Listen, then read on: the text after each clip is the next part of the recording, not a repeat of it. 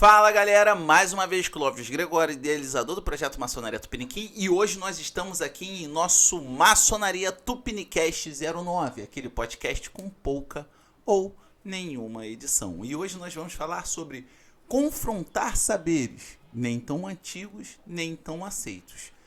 E temos, como incentivo a este podcast, a este tema, uma pergunta que me foi feita lá no canal Maçonizando do meu querido irmão Diego Franzen sobre a cor do avental do grau de mestre no rito escocês antigo e aceito. Mas antes vamos a alguns recados importantes. Se você está ouvindo este podcast nas plataformas de streaming ou agregador de podcast, saiba que nós temos um canal no YouTube, que além do podcast temos diversos outros conteúdos, como os cargos do rito escocês antigo e aceito, quadros de resenha de livros, nós falamos sobre filmes também com temática de maçonaria e muitas outras curiosidades. Então, se você ainda não assinou o nosso canal no YouTube, assine e aproveite todo o nosso conteúdo. Falando em rito escocês antigo e aceito, está no ar a nossa campanha de financiamento coletivo da minha mais nova obra, o Entendendo o Rito Escocês Antigo e Aceito, um companheiro para suas instruções. Neste livro eu abordo diversos temas para você compreender o que faz nas cerimônias atualmente. Então, se você quer ter um companheiro de estudos para agregar valor às instruções da sua loja, não deixe de financiar o projeto e, financiado, em breve você terá esse livro em suas mãos. O link para financiamento do Catarse está na descrição desse vídeo. Pois bem, voltando ao assunto deste podcast, confrontando saberes nem tão antigos nem tão aceitos. Conforme eu disse no início do vídeo, eu estava lá dando uma entrevista no canal do meu queridíssimo irmão Diego Franzen e surgiu uma pergunta, perguntaram por que algumas obediências escolheram a cor azul para o avental de mestre maçom no rito escocês antigo e aceito. O engraçado é que o meu cachorro estava participando tanto da entrevista lá no canal Maçonizando quanto aqui nesse vídeo também. Conforme eu falei, pouca ou nenhuma edição. E eu respondi que não existe uma resposta simples para tal pergunta, como alguns querem acreditar. Então, eu falei de todo um cenário ideológico, uma maçonaria dividida no século XIX, uma escolha de ritos, direcionamento político e tudo mais. Neste momento, eu recebi uma avalanche de mensagens, tanto no WhatsApp quanto no Facebook, ao vivo também, e pessoas confrontando o saber, o que, para mim, não tem problema algum, com uma informação que é muito disseminada e as pessoas simplesmente só repetem como papagaio de pirata, sem ao menos saber se está certo. Então, não, eu não estou aqui fazendo birra porque eu fui confrontado. Pelo contrário, a minha profissão de historiador muitas vezes levantam mais questões do que trazem respostas. Nós investigamos o passado de modo a torná-lo mais claro, mas não trazemos verdades absolutas. Então, mesmo o que eu estou falando, ou algum artigo meu, não necessariamente ele tem uma verdade absoluta, mas um prisma, um fragmento, onde eu apresento evidências históricas, contextualizo, coloco dentro de um cenário e vou exibir. É isso que um historiador faz. Então, o que falaram para mim, tanto lá ao vivo, quanto nas mensagens privadas, que a cor azul no avental do rito escocês antigo e aceito, escolhido por obediências como o Grande Oriente do Brasil, era fruto, na verdade, da reforma do Bering de 1927, da cisão, em que, para se aproximar das grandes lojas da América do Norte, assim como da Grande Loja Unida da Inglaterra, ele escolheu o azul, porque o Grande Oriente do Brasil era vermelho, e influenciado pelas grandes lojas, ele se tornou azul também. Será que isso é verdade? Será que realmente o Grande Oriente do Brasil tinha a cor vermelha, escarlate, na orla dos seus aventais no rito escocês antigo e aceito? desde o início, no século XIX? Bem, conforme eu falei, eu sou historiador, trabalho com dados, cenários e evidências históricas. E é isso que nós vamos trabalhar aqui hoje. Eu acredito que a primeira pergunta é: o Bering escolheu realmente azul para os seus aventais? Quando o Supremo Conselho confecciona os rituais dos graus simbólicos para dar suporte às grandes lojas recém-criadas? Pois bem, no ritual fornecido pelo Supremo Conselho para as recém-formadas grandes lojas em 1928, diz o seguinte sobre o avental do grau de mestre maçom. O avental é de pele branca quadrangular, de 35 a 40 centímetros, com abeta triangular, e orlado de fita, de 5 centímetros de largura, e franjas douradas, tendo 3 rosetas da cor da orla, 2 no corpo e 1 na abeta. Pausa, não é mais a fala do ritual. Da cor da orla. Ainda não falou cor, correto? Qualquer que seja a cor da orla, entre esta e as franjas, correrá um estreito cordão vermelho, a cor do rito escocês antigo e aceito. Então, a informação que é muito disseminada, defendida por alguns como verdade absoluta, já começa errada.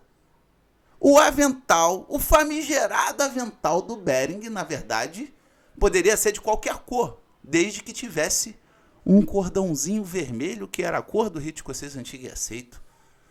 Bem, só aí já matou toda a questão de que as grandes lojas escolheram azul para se aproximar das grandes lojas da América do Norte e da Grande Loja Unida da Inglaterra.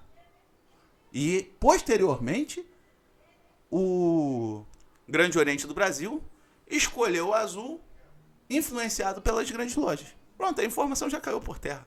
Acabou a informação.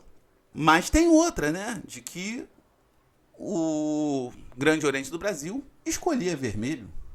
Nossa, será? Bem, o primeiro ritual do rito escocês antigo e aceito no Brasil, publicado no Brasil, né, era por iniciativa própria de uma tipografia, né, as novas editoras hoje, chamada Segnoplanchet. E lá não determinava, assim, uma cor para o avental. O ritual era bem simples, na verdade. Mas tiveram algumas reimpressões e em algumas delas, acredita-se que até encomendada pelo Grande Oriente Nacional Brasileiro, o Grande Oriente do Passeio, estava descrito que era na cor vermelho. De fato, o Grande Oriente do Passeio adota o avental vermelho e o rito escocês antigo e aceito como único. E o que eu expliquei lá no Maçonizando? Né? Que o Grande Oriente Nacional Brasileiro, o Grande Oriente do Passeio, tinha um viés mais republicano, inclusive as suas lideranças, como o próprio senador Vergueiro, né? Enquanto no Grande Oriente do Brasil você tinha uma rapaziada mais monarquista.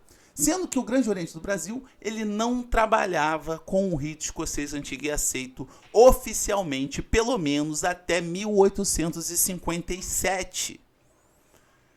Então, conforme ele só trabalhava com a Adoniramita e com o moderno francês, né, o Grande Oriente do Brasil predominantemente tinha a cor azul. E o Grande Oriente Nacional Brasileiro, também conhecido como Grande Oriente do Passeio, tinha a cor vermelha, pois trabalhava com o rito escocês antigo e aceito. Levando em consideração que existia uma separação ideológica, alguns historiadores inclusive chamam de maçonaria vermelha e maçonaria azul. Pronto, foi isso que eu expliquei e recebi uma avalanche de comentários. O que faz muito mais sentido. Mas o Grande Oriente do Brasil usou vermelho em algum momento? Né? Continuando, né, o ritual de 1857, que por sinal era uma cópia, né, do Guia dos Maçons Escoceses de 1834, ele não vinha falando sobre cor de avental. Tendo as suas lojas predominantemente do rito francês, né, e do Adoniramita, acredito que até por não falar a cor, né, aí é uma construção, uma investigação, né, eles simplesmente utilizavam azul, porque não dizia qual era a cor do avental de mestre. Mas nós temos o Guia dos Trabalhos Simbólicos do Rito Escocês Antigo e Aceito do Grande Oriente do Brasil, que especifica o seguinte, Isso de 1874. Que o avental é branco, forrado e ornado de azul, tendo uma roseta da mesma cor na abeta e a abeta descida. Listão azul achamalotado de 4 dedos de largura, postado a tiracolo do ombro direito para o esquerdo, tendo pendente na extremidade a respectiva joia, que é um esquadro entrelaçado a um compasso. Nossa! Então o Grande Oriente do Brasil, de forma oficial, em um ritual produzido pela obediência, diz que a cor do avental do rito escocês antigo e aceito é azul, e isso em 1874. Então não, o Grande Oriente do Brasil não foi influenciado pelas grandes lojas. Faz muito mais sentido fazer parte daquela separação ideológica entre uma maçonaria mais republicana, né, e vamos nos diferenciar dela, né, do que simplesmente vamos conseguir um tratado de reconhecimento com a Grande Loja Unida da Inglaterra ou para agradar os irmãos das grandes lojas da América do Norte. E o mais engraçado é que após, né, a incorporação do Grande Oriente Nacional Brasileiro pelo Grande Oriente do Brasil em 1960, em 63 há um novo racha, né, que separa em Grande Oriente do Brasil ao Vale dos Beneditinos e depois Grande Oriente do Brasil ao Vale do Lavradio. E, mais uma vez, nós tínhamos o Grande Oriente do Brasil ao Vale do Lavradio com pessoas como o Visconde de Rio Branco, campeão da monarquia. E, no Grande Oriente dos Beneditinos, você tinha simplesmente Saldanha Marinho, um ferrenho republicano. Que, por sinal, em 1873, a obediência deste declara para o rito escocês antigo e aceito a cor vermelha. Novamente, nós temos o Grande Oriente do Brasil trabalhando já com o rito escocês antigo e aceito na cor azul, e o Grande Oriente dos Beneditinos trabalhando com a cor vermelha. E o que diferencia as duas obediências é basicamente uma separação ideológica e a cor do avental no rito escocês antigo e aceito. Podemos bater o martelo e dizer que a cor escolhida para o rito escocês antigo e aceito no grau de mestre é apenas para se diferenciar da outra obediência por diferenças de ideologia? Não, não podemos colocar assim, não podemos afirmar com categoria. Mas existem evidências que talvez esse seja o motivo. Mas, Clóvis, será que realmente essas relações internacionais de reconhecimento não teve influência nisso? Para isso, eu vou trazer um trabalho do irmão Felipe Corte-Real de Camargo, meu queridíssimo irmão Felipe Corte-Real de Camargo, chamado Protect the Integrity, que fala justamente sobre essas relações fraternais e de reconhecimento entre obediências e cita casos como, por exemplo, o reconhecimento da Grande Loja Unida da Inglaterra e do Grande Oriente do Brasil. Neste trabalho, né, que não dá para falar de toda a sua grandiosidade aqui, mas destacando alguns aspectos que são muito importantes, fala, por exemplo, do incômodo dos irmãos ingleses com a participação da maçonaria brasileira na política profana, inclusive com propagandas políticas dentro de loja. Então, assim, os ingleses ficavam mais incomodados com, por exemplo, uma participação política da maçonaria brasileira, né, na política profana, do que era a cor do avental em si, né? Sobre a prática, por exemplo, de outros ritos que não eram praticados pela Grande Loja Unida da Inglaterra, no caso, né, os rituais praticados pela Grande Loja Unida da Inglaterra, como, por exemplo, o rito francês, né, o moderno. Em nenhum momento é falado de cor de avental, porque, de fato, o Grande Oriente do Brasil e a Grande Loja Unida da Inglaterra, durante essas comunicações do final do século XIX e início do século XX, utilizavam a mesma cor de avental, que era o azul. Então, dificilmente, né, esse foi o motivo para a escolha do avental azul para o grau de mestre no rito escocês antigo e aceito.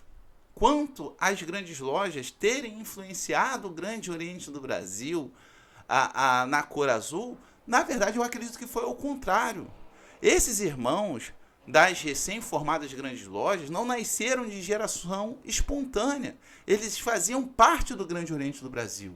Então, quando no ritual de 1928, diz que a orla poderia ser de qualquer cor, desde que tivesse uma fita vermelha, poderiam ter simplesmente reaproveitado seus aventais de mestre maçons azuis e ter colocado uma fita vermelha.